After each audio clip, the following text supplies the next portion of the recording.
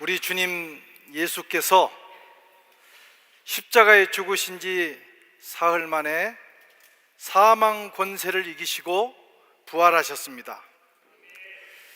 주님의 부활은 우리에게 생명의 회복 그리고 사명의 시작을 알리는 사건이 되었습니다. 예수님의 무덤을 찾아온 막달라 마리아에게 천사가 이렇게 말했습니다. 그가 여기 계시지 않고 말씀대로 살아나셨느니라. 이 소식을 들은 여인들은 그 현장을 확인하고는 나아가서 제자들에게 예수님의 부활을 증거하는 증언자가 되었습니다. 또 그 소식을 듣고 믿은 사람마다 새 생명을 얻었고 소망을 얻었고, 또 그 소식이 전해지는 곳마다 역사가 변하고 문명이 변하는 새로운 시대가 열리는 기적이 일어났습니다. 이것이 부활 사건입니다. 부활은 우선 우리 자신에게 생명을 주시고 소망을 주시고 또 영원한 기쁨을 주시는 하나님의 특별한 사건이기도 하지만 거기서 멈추지 않는다는 거예요. 예수님 부활하셨으니까 괜찮아, 지금은 힘들어도 괜찮아, 언젠가는 다시 일어날 거야 하는 각 개인에게 주시는, 이 세상을 살아가는 우리에게 주시는 소망의 사건이기도 하지만, 그러나 그것은 우리의 개인의 위로를 넘어서 그 사실을 듣고 받아들이는 자들마다 영생을 얻고, 또 그것을 받아들이는 사람들이 사는 곳마다 세상이 변하고 문명이 변하는, 하나님 나라가 확장되는 선교적 사건이라고 하는 것입니다. 이것이 오늘 부활이 우리에게 주는 메시지입니다. 예수님은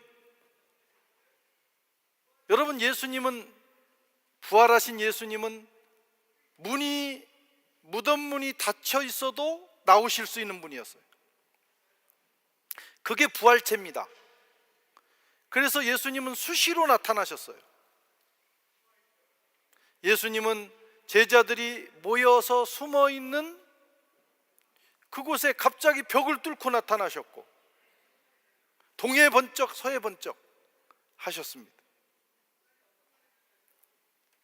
문을 잠그고 있어도 들어오시는 분이에요. 시공을 초월하는 것이 여러분 부활체입니다. 그런데 천사가 무덤 문을 열어놨어요. 아니, 무덤 문이 열리지 않아도 예수님은 멋지게 무덤 문을 통과하실 텐데 왜 열어놨을까? 그것은 무덤을 찾아오는 여인들과 예수님의 제자들을 위한 것이었습니다. 사람들이 그곳에 들어가서 부활을 확인하도록 하는 것이었어요.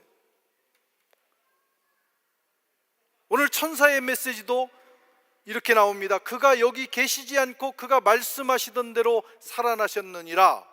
와서 그가 누우셨던 것을 보라.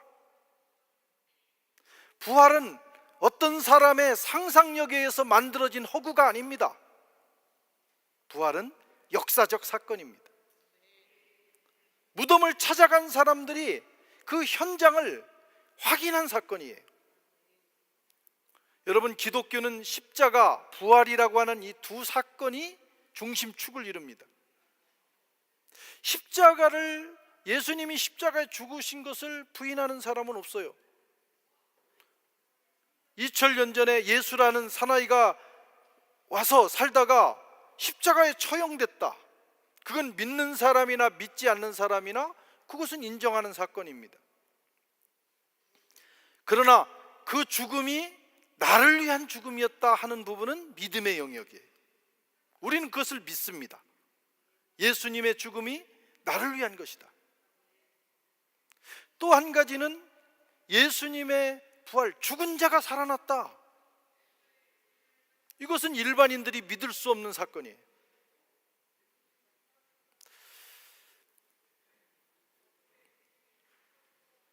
그래서 사람들은 기독교의 부활 신앙은 제자들이 자기 스승을 신격화시키기 위해서 만들어낸 신화다, 이렇게 얘기합니다.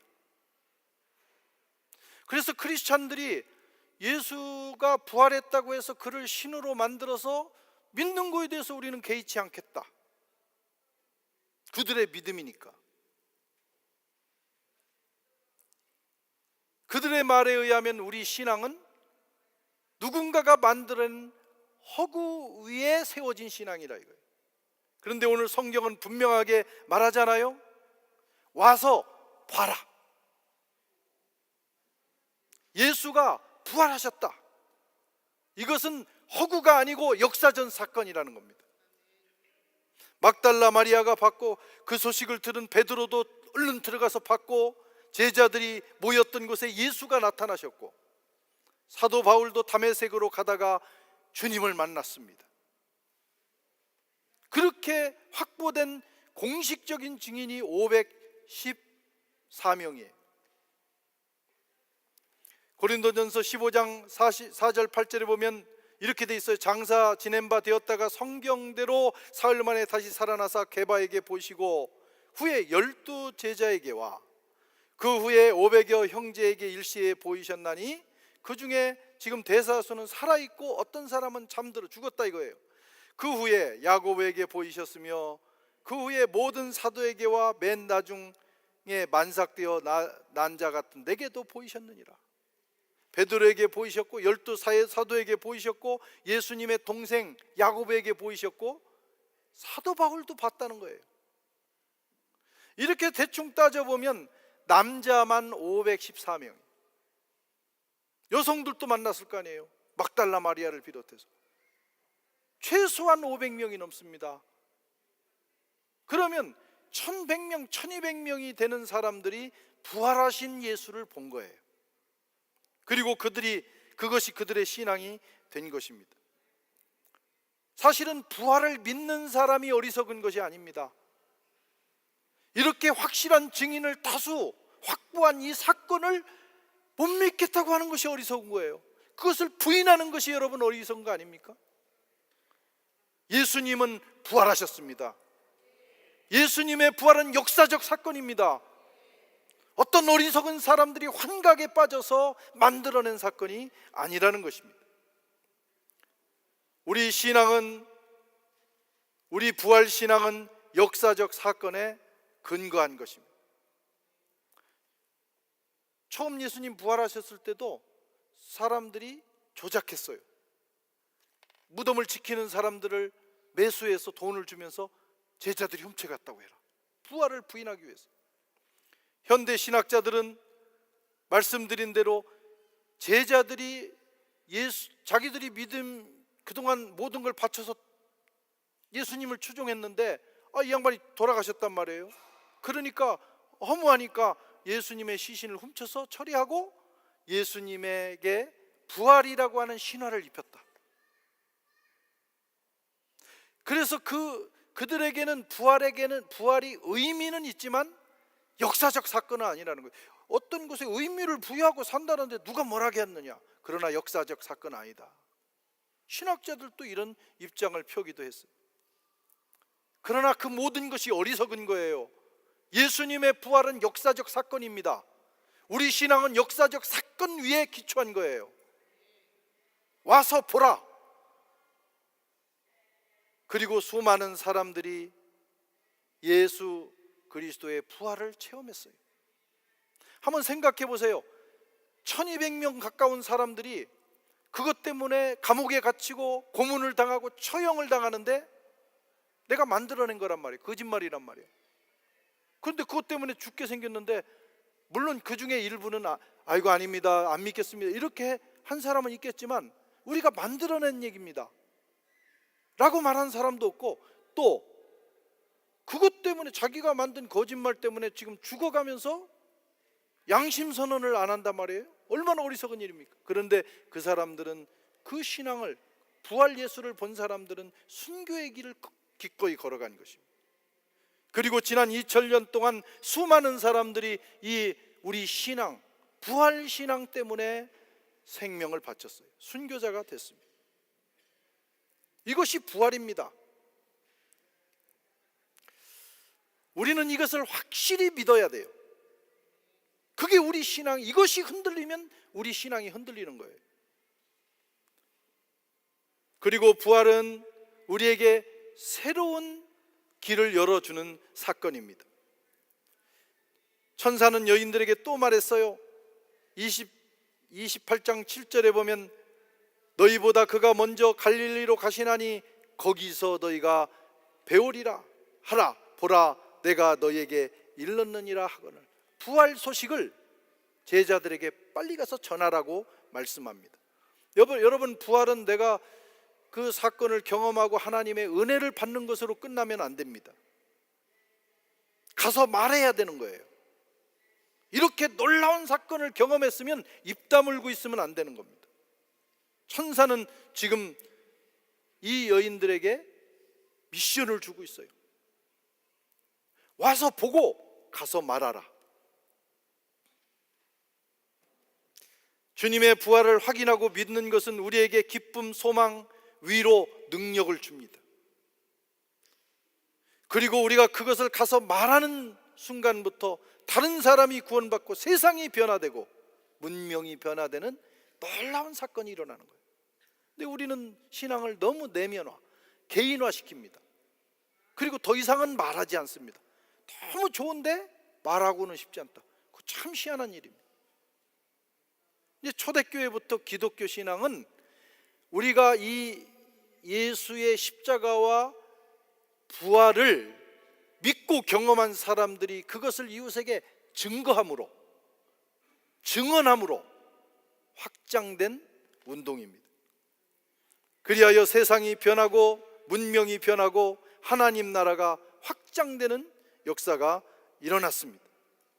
그래서 이 부활을 증언함으로, 이 증언한 사건을 통해서 세상도 살고 하나님 나라의 문명이 임하는 아주 혁명적인 사건들이 일어나는 것입니다. 예루살렘이 변했어요. 그 살벌한 예루살렘이 변했어요. 소아시아가 변하고 부활 증인들에 의해서 로마가 변하고 온 세상이 변했어요. 지금 2000년이 지난 지금은 세계 기독교 인구가 약 28억 명입니다. 10명 중에 3명이 예수를 믿고 있어요. 우리도 와서 보라는 신앙에 멈추지 말고 가서 말하라는 사명에 순종해야 합니다. 십자가 부활의 은혜를 누리는 것도 중요하지만 거기에 멈추면 안 됩니다. 이 은혜를 이웃에게 전해야 합니다. 선교적 교회가 뭐냐? 우리 교회가 선교적 교회, 말만 선교적 교회 하는데, 선교적 교회는 이 십자가와 부활 사건을 이웃에게 흘려보내는 거예요. 말하는 거예요. 그 다음 결과는 하나님이 책임지십니다. 기독교 역사는 교회가 고난 중에 살아남는 이야기로 끝나지 않습니다. 그들이 고난 중에서도 복음을 이웃에게 전함으로 세상을 바꿨다. 그것이 사도행전이고 기독교의 역사입니다. 그리고 이 일에 순종하는 이들에게 주님은 놀라운 약속을 하셨습니다. 마태복음 28장 8절에 그 여자들이 무서움과 큰 기쁨으로 빨리 무덤을 떠나 제자들에게 알리려고 다름질할세. 예수께서 그들을 만나 이르시되 평안하냐 하시거늘 여자들이 나가 그 발을 붙잡고 경배하니 예수께서 이르시되 무서워하지 말라. 가서 내 형제들에게 갈릴리로 가라 하라. 거기서 나를 보리라 하셨느니라. 주님도 직접 이 여인들에게 이 소식을 전하라고 말씀하셨어요. 그리고 주님은 마태복음 마지막에는 이 사명을 감당하는 자들에게 내가 세상 끝날까지 함께 있을 것이다 약속하셨어요. 사도행전을 보면 사도 바울이 복음을 전하다가 힘겨워서 이 마음이 무너졌을 때 주님은 직접 나타나셔서 바울을 위로하시고 내가 여전히 너와 함께 있다는 사실을 보여주셨습니다. 마가복음에는 그들이 나가서 이 복음을 전할 때 주께서 함께 하사 따르는 표적으로 역사하셨다. 주님은 우리가 이 사명을 감당할 때 함께 하십니다. 우리는 늘 주님이 우리와 함께 하기를 원하죠. 그래서 늘 나와 동행해 주세요, 함께 해주세요 하는데 주님의 약속은 뭐냐? 그래 함께 하지만 특별히 이 부활 사건, 예수님의 십자가와 부활을 전하는 그 현장에 나는 분명히 함께한다. 사랑하는 성도 여러분, 오늘 이후로 저와 여러분들이 부활 증인 되시기를 바랍니다. 우리가 이 사명을 감당할 때 죽은 영혼이 살아나고 또 폭력과 죽음의 문명으로 가득한 이 세상이 하나님 나라의 생명의 문명으로 변화되고, 한번 상상을 해보세요. 우리가 뭐 그냥 예수님 얘기하고 예수님 부활하셨다고 얘기하는데 그게 뭐 우리가 무슨 어마어마한 위력을 발휘하는 게 아니잖아요. 근데 그것을 말하면서 우리가 그 삶을 살아냈더니 시간이 지나면서 역사가 변하고 세상이 변하고 문명이 변하고 하나님의 통치가 임하는 기적이 일어난다, 이런 말씀. 여러분, 이거보다 위대한 사건이 어디 있겠어요? 오늘 이 부활주일에 저와 여러분들의 삶이 평생 살아가면서 몇 번이라도 제발 예수님이 나를 위해 죽으셨고 그 예수가 부활하셨다고 이웃에게 말하는, 그리하여 사람도 변하고 세상도 변하는 그런 일에 한몫하는 저와 여러분 되시기를 주의 이름으로 축원합니다.